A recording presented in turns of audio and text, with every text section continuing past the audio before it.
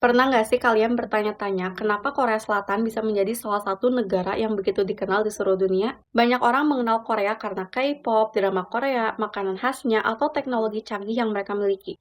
Tapi sebenarnya ada banyak hal menarik tentang Korea yang mungkin belum banyak diketahui. Mulai dari letak geografisnya yang unik, musim yang berubah dengan jelas sepanjang tahun, sistem tulisan Hangul yang disebut sebagai salah satu alfabet paling ilmiah di dunia, hingga simbol-simbol nasional yang memiliki filosofi mendalam.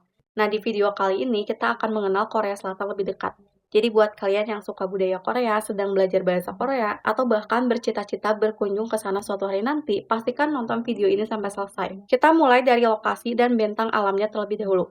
Korea terletak di bagian timur benua Eurasia dan berada di wilayah barat Laut Samudra Pasifik. Secara geografis, semenanjung Korea berada di antara Tiongkok, Rusia, dan Jepang. Di bagian utara berbatasan dengan Tiongkok dan Rusia. Sementara di bagian selatan dipisahkan dari Jepang oleh Selat Korea. Panjang semenanjung Korea mencapai sekitar 1.000 km dengan lebar rata-rata sekitar 300 km. Yang menarik, sekitar 75% wilayah Korea merupakan daerah pegunungan. Jadi tidak heran jika pemandangan gunung dan perbukitan sangat mudah ditemukan di berbagai daerah. Kalau kalian sering melihat drama Korea yang menampilkan gunung-gunung indah di latar belakang kota, itu memang mencerminkan kondisi geografis Korea yang sebenarnya. Wilayah bagian timur Korea cenderung lebih tinggi dan bergunung-gunung, sedangkan bagian barat lebih landai, karena dikelilingi laut di tiga sisi. Korea juga memiliki garis pantai yang sangat panjang. Pantai timur terkenal dengan lautnya yang dalam dan berwarna biru jernih, sementara pantai barat memiliki banyak wilayah lumpur pasang surut yang menjadi habitat berbagai jenis makhluk laut. Sedangkan wilayah selatan dikenal karena banyaknya pulau-pulau kecil yang tersebar indah di sepanjang pesisir. Keanekaragaman bentang alam inilah yang membuat Korea memiliki banyak destinasi wisata alam yang menarik sepanjang tahun. Selain memiliki bentang alam yang beragam, Korea Selatan juga memiliki sistem administrasi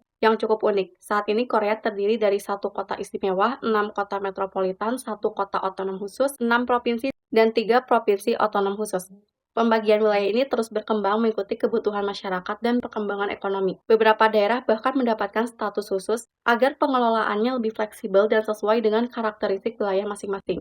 Hal ini menunjukkan bagaimana Korea terus menyesuaikan sistem pemerintahannya dengan perubahan zaman. Salah satu daya tarik terbesar Korea adalah 4 musimnya yang sangat jelas.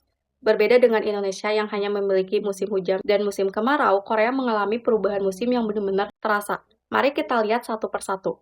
Musim semi biasanya menjadi salah satu musim favorit banyak orang. Cuacanya sejuk, langit cerah, dan bunga-bunga mulai bermekaran. Pada periode ini, bunga sakura dan azalea menghiasi berbagai kota serta taman. Tidak heran jika musim semi menjadi waktu yang sangat populer untuk berwisata. Setelah musim semi berakhir, Korea memasuki musim panas. Suhu udara menjadi lebih tinggi dan kelembapan meningkat. Pada bulan Agustus, suhu rata-rata bisa mencapai 25 hingga 27 derajat Celcius dan kadang-kadang bahkan melebihi 33 derajat Celcius. Karena cuaca yang panas, banyak warga Korea memilih berlibur ke pantai, sungai, atau lembah pegunungan yang lebih sejuk. Musim panas juga identik dengan Jangma, yaitu musim hujan yang biasanya berlangsung dari akhir Juni hingga akhir Juli. Pada periode ini, hujan deras sering turun dalam waktu singkat. Jika musim semi dikenal karena bunga-bunganya, maka musim gugur terkenal karena warna dedaunannya. Daun-daun pohon berubah menjadi merah, kuning, dan oranye sehingga menciptakan pemandangan yang sangat indah. Banyak wisatawan menganggap musim gugur sebagai musim terbaik untuk menikmati keindahan alam Korea. Udara yang sejuk dan langit yang cerah membuat aktivitas luar ruangan menjadi sangat nyaman. Kemudian datanglah musim dingin. Suhu bisa turun hingga di bawah 0 derajat Celcius dan di beberapa daerah bahkan mencapai minus 10 derajat atau lebih rendah. Salju yang turun mengubah kota dan pegunungan menjadi pemandangan putih yang menakjubkan. Musim ini juga menjadi waktu favorit bagi para pecinta olahraga musim dingin seperti ski dan snowboarding. Menariknya lagi, dalam beberapa tahun terakhir, Korea mulai mengalami perubahan iklim yang membuat wilayah selatan memiliki karakteristik yang semakin mendekati iklim subtropis. Akibatnya, tanaman seperti pisang dan mangga kini mulai dapat dibudidayakan di beberapa daerah. Sekarang kita beralih ke penduduknya. Pada tahun 2024, jumlah penduduk Korea Selatan diperkirakan mencapai sekitar 51,8 juta jiwa. Sebagian besar penduduk terkonsentrasi di wilayah ibu kota yang meliputi Seoul, Gyeonggi, dan Incheon.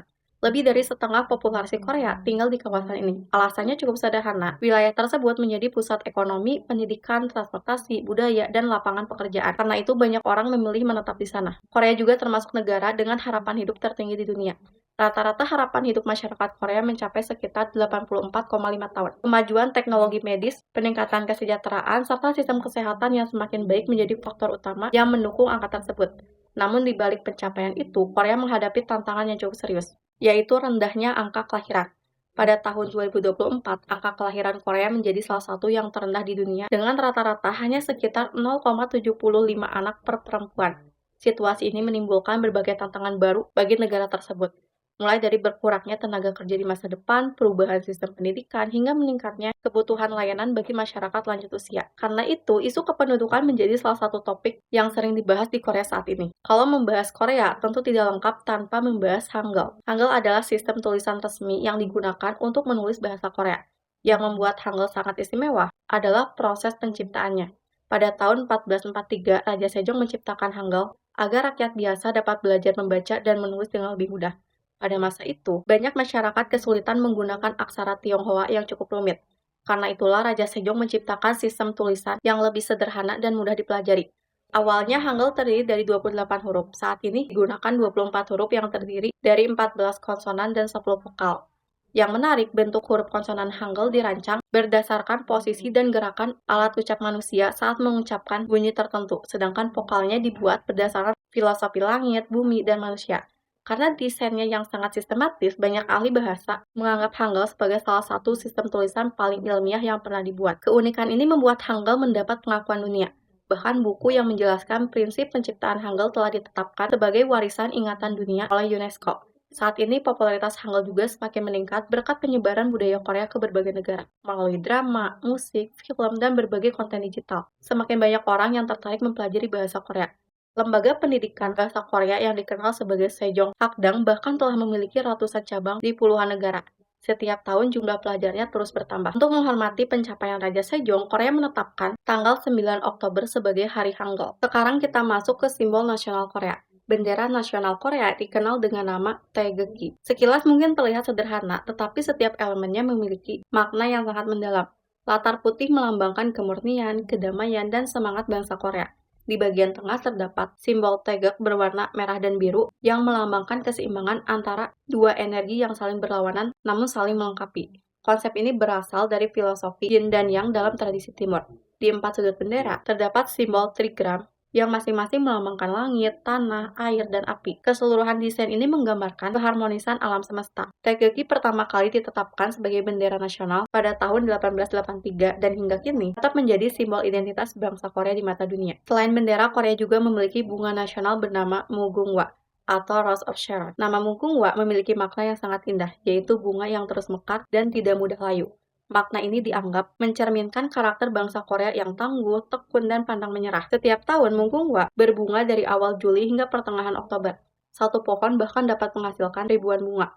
Karena itulah bunga ini sering dijadikan simbol daya tahan dan semangat yang tidak pernah padam. Sampai sekarang, simbol Mugunghwa masih sering digunakan di berbagai lembaga pemerintah, sekolah, dan acara resmi negara. Setiap negara memiliki lagu kebangsaan yang menjadi simbol persatuan. Begitu juga Korea. Lagu kebangsaan Korea Selatan bernama Aegukga, yang berarti lagu cinta tanah air. Liriknya mulai muncul pada awal tahun 1900-an, sementara melodinya diciptakan oleh An Ik-tae pada tahun 1935. Ketika Republik Korea berdiri pada tahun 1948, Aegukga resmi diadopsi sebagai lagu kebangsaan. Hingga saat ini lagu tersebut dinyanyikan dalam berbagai acara nasional dan kegiatan resmi kenegaraan. Terakhir, mari kita bahas sistem politik Korea Selatan. Korea Selatan merupakan negara demokrasi yang menerapkan prinsip pemisahan kekuasaan atau trias politika. Kekuasaan dibagi menjadi 3 cabang utama, yaitu legislatif, eksekutif, dan yudikatif. Korea juga menggunakan sistem presidensial. Presiden berperan sebagai kepala negara sekaligus kepala pemerintahan. Presiden dipilih langsung oleh rakyat melalui pemilihan umum dan hanya dapat menjabat 1 kali selama 5 tahun. Sistem ini dirancang untuk menjaga keseimbangan kekuasaan serta memastikan pemerintahan berjalan sesuai prinsip demokrasi. Jadi itulah gambaran umum tentang Korea Selatan, mulai dari letaknya yang strategis di semenanjung Korea, keindahan 4 musimnya, tantangan kependudukan yang sedang dihadapi, hingga Hangul yang menjadi salah satu sistem tulisan paling unik di dunia. Semua hal tersebut menunjukkan bahwa Korea bukan hanya dikenal karena K-pop dan drama saja, tetapi juga memiliki sejarah, budaya, dan identitas nasional yang sangat menarik untuk dipelajari. Kalau kalian paling tertarik dengan bagian yang mana? 4 musimnya, Hangul, atau mungkin filosofi di balik simbol-simbol nasional Korea?